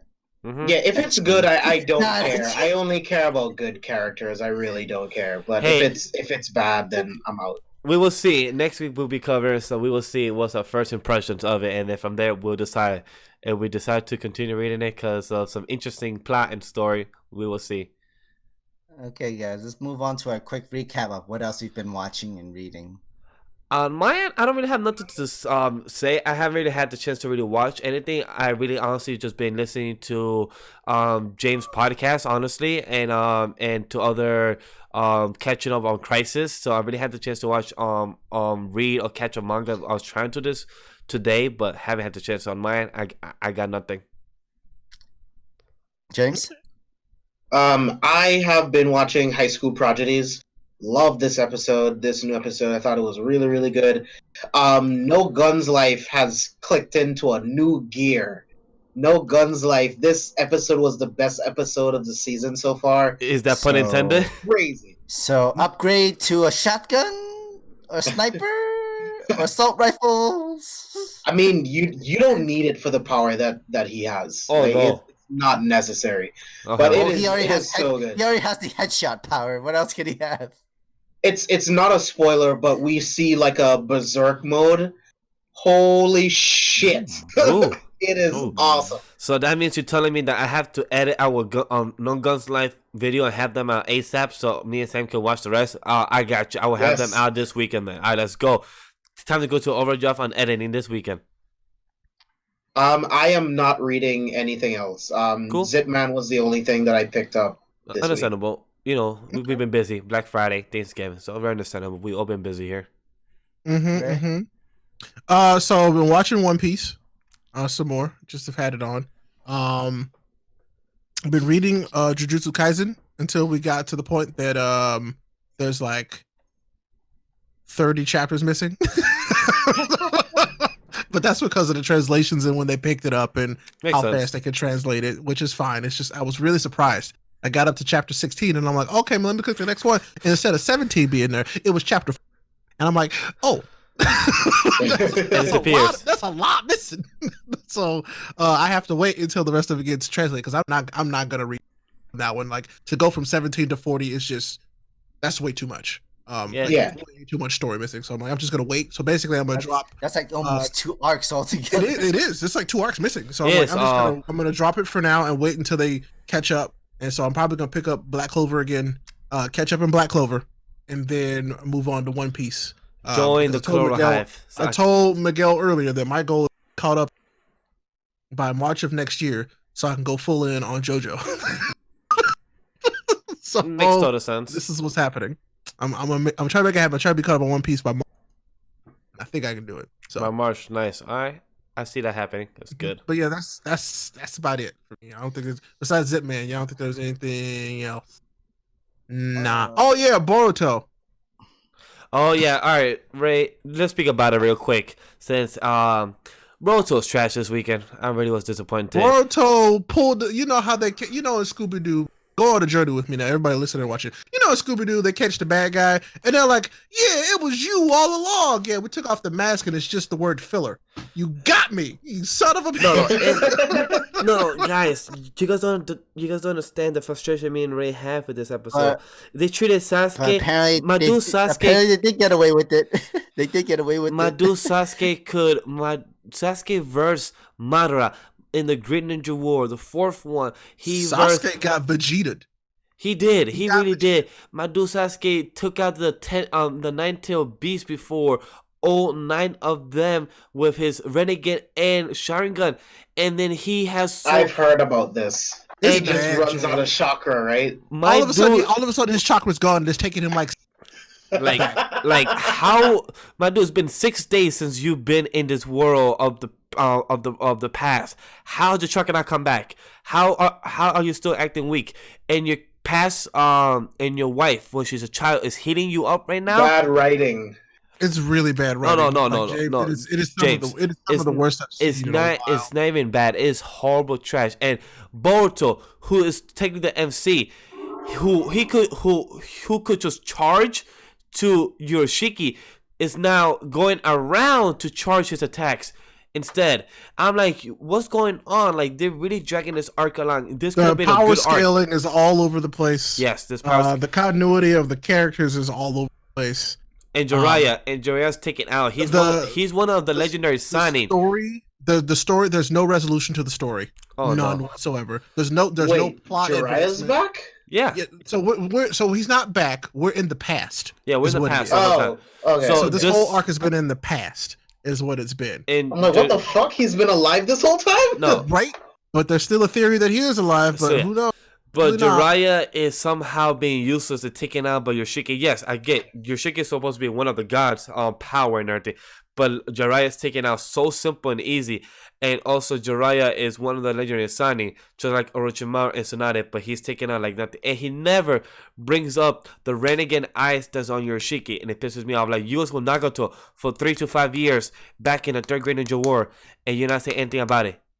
No, like, really? Like, it's like, you know those eyes. You've seen. You know what they are, but he never mentions it, and it's weird. And like, you don't have to mention it to Naruto Boruto. Just mention it inside your head. Give a flashback scene so us audience knows that you know it. So we know, okay, thank you, Jiraiya. You ain't stupid ass motherfucker. You are a smart one. But no, you're a useless piece of shit. So I'll just say this most recent episode of Boruto, like, it was a huge letdown. Huge letdown. It was a point. The past few episodes have been fun. This one was just a huge letdown. This episode was a full Naruto filler. This episode was a 0.5 out of 5. It was that bad. 0.5 out of 5. It was a less than a 1. So I'm like, I don't know. I'm like, I guess back to the manga we go. Which it does come out in 16 days. So I'm very excited. That's scared me. That's fine. So you guys will see. So you guys will see another video of us 3 talking about the good stuff of Boruto, not the trash anime, sadly. Hopefully it picks it up higher, because last chapter was a pretty low for manga. Still really good compared to this. Oh yeah. 10 times, sure. 20 times, maybe 100 times, but yes. All right, I guess it's my turn. Read a lot of mangas, so you can check out all that from my Twitter. But follow you on Twitter. I've watched a lot of animes this week. Like, I binged a lot. I've binged Levius, the new boxing anime that came out on Netflix. Oh, cool. I actually like it. I know, James, you're not too big of a fan of the whole CG animation, but I think it worked out pretty well. The story was really good. I know it's a boxing anime, but it wasn't too focused. It good fights, but it wasn't, for me, it wasn't too focused the main of the boxing. It was like about the story of the main character, and where he had to go through the trials, how he had to go through the prosthetics, where he can't give up his real arm just to be able to have advantage of the fights and everything. The backlash of what the war have cost him, the actions that he's caused, the consequences that's happened, where he's trying to make up for it and everything. I feel it's really good. Better ending story too. That's better than Megalobox for sure. Like, you don't have the unsatisfied ending. You literally get the final results of these endings for this boxing fight. It's very cool, and a great thing about this anime is that these are like, they don't care about the gender fights. You can literally have a man fighting a woman in a boxing ring in these metal boxing fights, and that's really cool. To show the main character, he's cool. He's a really good guy, sweet boy. He does his best. He's also a mama's boy in a sort of way, but it works for him in his character. He also learns how to box better for every fight, and he respects his opponent, even if they were to cheat into this fight. He's like, nope, I'm gonna get through your cheating ways, and into that final round where we're supposed to fight, I'm not gonna cheat. I'm not gonna call you out. I'm just gonna fight you evenly square, like a real boxer does for this opponent. Would you and say this is the one on Netflix, right? Yeah. Would you say this is better than Megalobox? I would say it's better than Megalobox. I was about to say he did. That was like the first thing he said. I know. I just want to make sure it's clarified so other people can know that it's better than Megalobox. Because Megalobox had great potential. It was just a letdown. So I just want to say, all right. So definitely everybody wants to be Hajime no Ippo, but they won't be. But it's because like in metal boxing, there's like rankings and title, like which ranks and which sides, and your class A or class B or class C, D, so on and so forth. Or technically, this is like by numbers. This is like tier. He's the main character is like tier 3, class like 19 or 8 or 7, whatever, so on and so forth. You have to fight multiple fight the higher ranked numbers in order to gain their spot or at higher spot in that sort of way, and to be promoted to the next following, either from C rank to B rank or from level 3 to level 2. You have to be able to have these class promotion fights where you're fighting the number 1 ranked of that person, because that person wants to be going up to rank up to the B rank. If he was like the rank C level number 1 fighter for that class, even he wants to go up to the rank B side in that sort of way and continue his fight. But they don't focus too much on the boxing and fighting and how like the more higher prestige you are, you could be the champion. They don't focus on champions. They actually really focus on the fights That's of good. the stories in that sort of way. And I like it. It worked pretty well. Even the CG, it did not really bother me. The opening was good, and it was just fun. I actually like it, and I'm hoping for sequels, like more season 2, season 3, where it would go for him to get even higher rank and maybe one day be the champion, go for championships in that sort of way. But yeah, that can only tell, or else they go within continue on where the main villain is like a AI from a war that control Terminator robots that's ruling this entire world and stuff like that. Yeah, it's a little mixed up in the world. Apparently, the main character is from this village where, if the best way I could explain this anime, it's like an old school steampunk boxing, metal boxing in a way. Because it's based on 1920s where factories and inventions are developing during that stage of age, and apparently how metal boxing really works with the prosthetic arms and everything is by steam. Like the steam is like alive, almost like the mist. Huh. It's like its own. Interesting. It's almost alive, where you can actually control it. Where you have a prosthetic arm can controlling your muscles, your limbs, your veins, and you can literally use it to fight. And that could be like the strong. And that metal arm, that prosthetic arm, is like the most highest level of like impact of arm based on your regular arm that's just human bodies and limbs in that sort of way. Okay. And yeah, and literally there's actually like female fighters that's fighting the main characters, and it's really entertaining. It's not Now, biased, is it- gender biased is at all. Drawn or is it in 3D? The CG animation is almost like 3D. Yeah, yeah. It's not the worst thing. It's not bad. It's not the worst thing. The story works out pretty well for it. I'll definitely check it out when I get the chance. Yeah, I'll give it a shot. I'm not. It's not like a high priority. I will definitely put it on my priority before Christmas to give my thoughts. Because I think our last episode should be before Christmas, most likely. So we definitely will check that out for sure. The thing is, I wouldn't even. He's an underdog, but he's not the underdog that has lost the fight before. Like that's the thing. He's just in it just because he's looking for something. Because usually when you're doing something, and especially you're looking for something, you're the champ. You're winning fights, yeah. But the reason why you're in this fight and you're in this sport is because you were searching for something. You don't know what, but you're looking for it. This is the main character. He's just searching for something within each and every fight.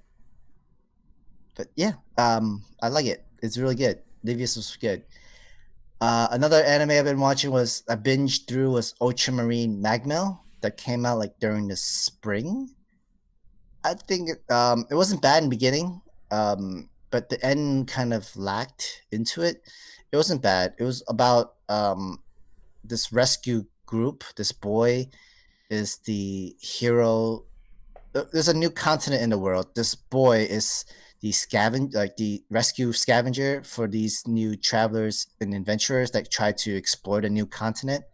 If there's any danger happening, if there's life-threatening stuff, they call him, and he would go over there, save them, and pretty much bring them back to the regular continent in the world.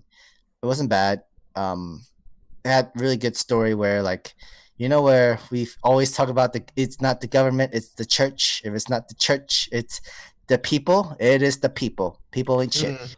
Mm. Selfish greed, so much like either it's in the money or it's in the power or the equipment in that sort of way, or it's just really bad reasons that why they choose to be bad. Even there was even an episode where you have YouTubers who literally committed acts, like literally abused and killed animals into their live video streams and stuff like that, like in the most cruelest way, and they get popular views and they get a lot of views because of that.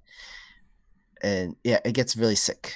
Well, that's from that one episode, and their reasons for doing it was just really dumb. Like they feel like it's survival of the fittest, humans the most superior, high of high end in the food chain, and they feel that they could do whatever they want to animals and stuff.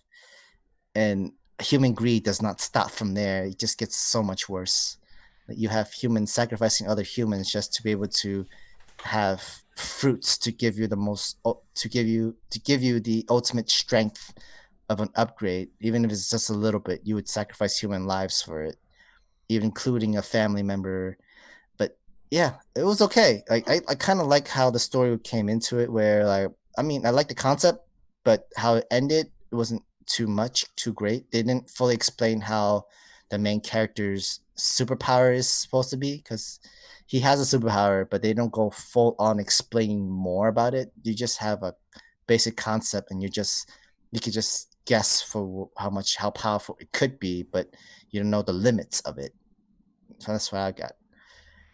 Other than that, I've also caught up to all the other animes: Gundam Cool. Build Divers, Ascendance of the Bookworm, Cool. High School Prodigies, True Cooking Boy. I'm also binging Sonic X on Netflix. Childhood, right there. I think that's really it. I'm still trying to get through Sonic X right now, but for sure, it's been a lot of binging of watching of animes and cartoons, especially Dope. through Netflix side. All right, guys, let's move on to our news section. Let's go for the first one: the Rising of the Shield Hero stage play reviews its cast and visuals. I'm happy, and one thing I'm curious how the hell do Japan be doing the stage plays? I wish we could see them, because I'm really curious to how they have a stage play almost every year for something new. They also have licensing. True, but also that's very interesting. Do you need licensings for like not? This is not really anime. This is live action kind of. Sam, they have to get a license for these type of things, because they it's not owned by them, so they have to ask for the studio, the company that owns the rights, and they have to get the right equipment and all that stuff. So it is, and I'm very happy for Japan. I wish we could see some clips of it, because I would love to see those type of stuff. So it's really cool. There's usually like a fun trailer that they do, like they did for the Naruto one. I think they could just like they could like after the entire play is over, like they're not doing it anymore. Someone can like record it and then put it up on YouTube, and you can just watch it from there. Who knows? Like they could, they've done that a lot, especially for the Naruto plays. I think it's like 2 hours long. But I would consider like a Broadway show kind of thing. Yeah, and like a more like budget kind of Broadway show. It's not like the whole everybody needs to sing and perform and everything, that sort of thing. Kind of, but yeah, for sure. I think the costume looks really good though, for sure. Yeah, then the costume looks really good. Yeah, it looks very lifelike. It looks like they brought it into the actual world of Nasika. I'm like, all right, Nafumi, you out here? Hopefully there's no real type of dragon out stuff out here, because I'll be hella scared, because I don't have any type of weapon with me. So definitely looks very lifelike. So I'm really cool about that.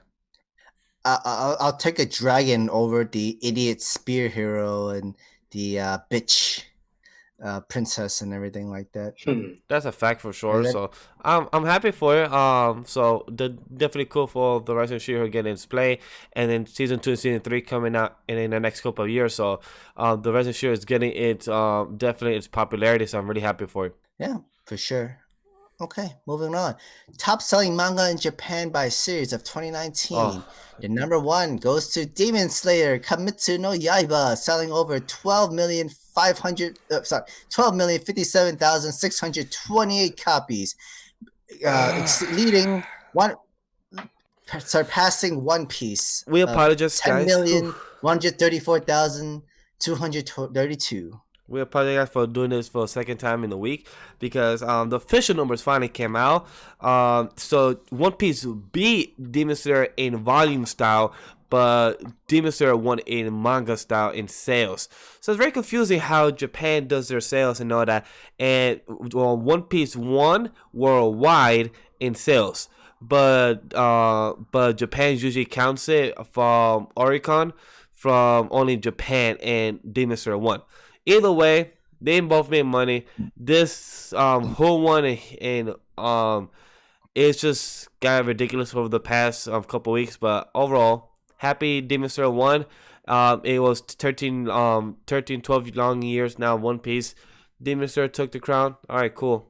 That's all. I mean, You sound so sad. I know. It's just going on Twitter with this topic. Whole conversation was just getting me annoyed already. Arguing with people, and not really arguing, more of a discussion, but then became an argument. And then after that, talking about it again on the news, and it's like, all right, so let's talk about the sales because I mean, sales I don't know numbers is why. like, I feel like Demon Slayer hit its stride. And Oh, it's it did. really good. And, at this point, it could be better than One Piece. and I'm okay. happy for it. And at the end, One Piece to me is still GOAT. And at the end, Demon Slayer manga, I don't know what's going on, but anime, it really made it good. It really made it enjoyable characters. It really made me thrilled to buy 2 of the first volumes I have here. So it's definitely exciting. So overall, very happy for it. But at the end, I think I don't really care about the like sales. we know the anime is what helped promote the sales, but Oh, I'm hell yeah. guessing the anime helped promote the first 2 or first 3 volumes of the Demon Slayer volume books. It made and that's what 20 helped million increase the more. sales. 20 million more after the anime came out. So that's freaking something to say. So 20 million more, it really pushed it. And the animation studio should definitely get props. Maybe an additional money. Most likely I won't see it because I'm sure they're getting their money. I mean, it is what it is. You know, the animes make. Oh yeah, it definitely made their money. That is. But So I mean, Ufotable definitely did their job and it was great. So I'm very proud of them. They made this anime more than it should have been sold and highly great of it. So I'm happy they get it. Hopefully they continue doing this anime in the next coming years. Because if it goes to a different studio, it's going to lose its hype. Definitely for sure. So hopefully Ufotable stays with it. So Oda gives a nod to Demon Slayer's Arthur of saying, lately a lot of people have been telling me that Jump these days is great. The popularity of Demon Slayer Kimetsu no Yaiba goes without saying, but the young creators of Jump these days are all fired up, and so am I, of course. Please do pick up the magazine. Thank you for making One Piece the best-selling manga volume. It's an honor. I think it's a great respect. It's a great thanks. Hey, he's been doing this in the game for 21 years, 22 years doing the pre-work and everything. So he's definitely a guy that's been here for so long. So props to him for being with a teamwork player in the Jump series, in the Jump magazine. So I'm really happy for him. So continue doing the work. Every creator that's still in Jump, they should be proud because a lot of series has been getting axed, and if you're getting axed means that you're not doing a good job. And if you are staying on it, hey, that means you're doing a fantastic job, and you should continue doing what you're doing. So I'm proud of it. The one thing I'm feared though for Demon Slayer, since it's been getting so much money, hopefully Shueisha don't try to tell the creator to drag the series a bit. Since right now Demon Slayer is in its last arc, so it should be ending next year roughly or beginning of 2021. So hopefully I'm feared that it doesn't get dragged. So that's my only fear, but hopefully it doesn't. But you can't really say because I don't read it. So that's all of my thoughts about it. We'll see how it goes. I say it should end. Don't prolong, because if it's already gonna near something good, end it in a good run. If it's gonna end badly, you might just end it badly. It's okay. Don't prolong it so much longer, like Seven Deadly Sins right now. But let's see what happens, because we're not the publishers, we're not the agents, and we're not the people that's going to be promoting this and wanting to do more work of it. So let's move. Let's move on. We'll see what happens. Next line of news: My Hero One Justice 2 game launches in North America on March 13th. That's pretty Yes, cool. yes, and yes. I'm here for it. I just recently bought. I finally broke down and bought One Justice, the first one on Switch. So I'm gonna play through that. Probably maybe not even on stream, but I'm gonna play through it for myself because, I mean, I should have it. You know, I'm a My Hero fan, so I should have it. So I'm gonna play through it and be ready for the next one. Can Nintendo share games? Because if you could, can you share that game to me if possible? I don't know if you could share games because I did buy it digitally. So if Had I bought it physically, no, but I'm saying if you buy it digitally, like, is there a way for you to like share a game or like give a count or something like that, or is that not? Because Like I highly PlayStation doubt that, PlayStation. especially not from Nintendo. So with the way that the Switch works, because I have two Switches, you have a main Switch and a sub Switch essentially. When you're using the sub Switch, it checks to see if somebody's using the main Switch, and if you're playing anything on the main Switch, you can't. oh wow, that's crazy.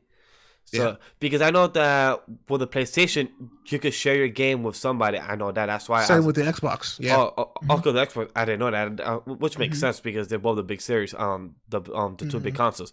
So that's why I asked and wonder, like, maybe Nintendo has jumped into that, but most likely they won't. So because they're very exclusive, but I'm definitely am getting One Justice 2 because I play with Sam. So I'm definitely excited to get One Justice 2 in March. So good to know a date. So that's pretty cool. Yeah. Cool, guys. Actually, it was a good game. Not bad. Me and Miguel tried the demo during the convention time at New York Comic Con, but for sure, maybe playing the real games, having more experiments with the other characters. Oh yeah, for sure. For sure, because there's a huge library, and we already know there's gonna be some DLCs of other main characters that's gonna update. Who knows? Maybe Gento will be into this. Will be in this one of the characters in this game. That'd DLC. be kind of cool. DLC. That would be cool. A lot can happen. Anything can happen. Like that's the thing about DLCs. Moving on to our final news. Vinland Saga's final episode title is "End of the Prologue."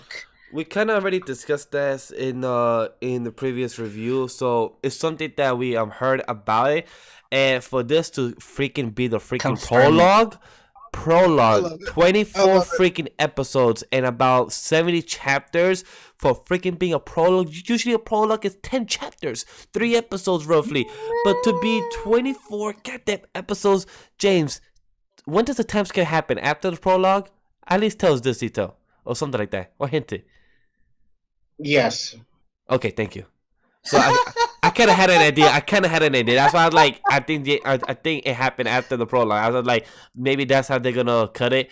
So I'm like, okay. So hopefully Amazon just pick this up for another season, say next year, and hopefully it's by Wit Studio because Wit Studio did an amazing job. So hopefully it's by Wit. Maybe say fall again, or summer, or fall to keep it 12, winter and summer, or on fall and winter of this end of the season. I just want it. This anime looks amazing. I'm excited. Yeah, you guys are gonna be shocked of what's gonna happen in that last episode, and then you just have no clue what's coming, which is great. I'm happy for you guys to experience it whenever it comes back. Because when you literally say "End of the Prologue," it's just gonna tell me, "Oh right, there's gonna be a season 2." Confirmed. Literally, that title just says "End of the Prologue." Wait, prologue? What do you mean? All this is just not even the main story, not even beginning everything. So there is a season 2, or maybe a season 3, or who knows? The series is still going on for a very long time. Like the manga's still technically going, even though it's in its like semi-final arc, but that's gonna last on for years. But well, let's see what happens. Because if what James is telling me that we're not ready, I feel like there's gonna be a major big death happening before the season ends. That's what I'm There thinking is right now. definitely a shift that you're not expecting that changes everything. I'm just glad that James told us that our theories are wrong, so I'm happy about that because Question for you: is it internal or external? What? The shift. The paradigm shift. Both actually. Good to know. Oh. Oh. I have an idea, Good to but know. I'd rather be shocked for the reaction aspect, and then once it happens, we might discuss it in our first episode of the new year, because that's or maybe our last episode of this year. So, but I can't wait to talk about it to see what happens with this prologue of Vinland Saga. So I'm really excited about it. All right, guys, that was our last night of news. So, gentlemen, tell us, our lovely listeners, where they can find you. James, hit it. You guys can find me everywhere at kevinforspoilers.com. You'll find links to all of the podcasts on the Kevin for Spoilers Podcast Network, find links to all of our social media. Like Sam mentioned at the beginning of the podcast, we are doing a Star Wars series all throughout December. We're doing the prequels, the original trilogy, the new trilogy, and we're going to squeeze in Rogue One and Solo in between one of those episodes. So it's going to be all Star Wars. Keep your eyes open for that. It's going to be a lot of fun. And I encourage all of you who can hear the sound of his voice, you should definitely check these out. They know what they're talking about. And especially when the stuff that they're really passionate about is really good. So you should definitely listen. But you know who I am by this point. And if not, you're listening for the first time. Hello, I'm Apollo. Oh, no space. Not a chicken. And I play video games on the internet. And I have a good time. And right now, I am playing Pokemon Shield. And I just want to let everybody know, Pokemon Shield is one of the best Pokemon games that's come out in a very long time. Heck, what the internet says. This is a very good Pokemon game. But after this Pokemon stuff is done, we're jumping right back into our heavy RPG goodness. That's what we do. So, twitch.tv/Rayapollo, or just easy, Rayapollo.tv. You'll find me. And guys, definitely you guys should listen to them, watch them, because I've been listening to Rayapollo when I should be editing instead. He's a great person, good person to distract you. Good person, very good person to distract you. But not too much, because if you have work to do, get to work, because you'll get behind on more stuff and lose more If sleep. you have work to do, don't watch my stream. Wait, no, or listen to a stream. Listen to a stream. No, it'll but still listen, but don't watch it, because you will be distracted like me, and me get screamed at by my partner Sam, and you get told by Ray, go do your work. Like, yes, but definitely if you're at work and you could be distracted, listen to also James, because he has great podcasts. He helped me survive Black Friday, so definitely he helped me survive Black Friday on my job shift. Definitely, I didn't sleep for 26 hours. It was a long shift for sure. So other than that, guys, follow me on social media at Legendary Dash. Thank you guys for listening to the long podcast, and hopefully you guys have enjoyed this and enjoy what we do here. We are enjoying this every time we do this every single week. Hopefully you guys do as well. Guys, if you didn't really like your work, but you love Rayapollo and his streams, just listen to him and just look busy and while you're listening to Rayapollo. Because that's always work. That's always the plan. Because he's enjoyable, he's entertaining, and that's literally gonna help you get through the busy work day that you have to go through. So definitely listen to Rayapollo.tv. And other social media platforms, you can find me at Sam the Mega Man at Twitter, IG, Facebook, anywhere you need to find me. Thank you guys for listening. Hope you have a good day. Peace.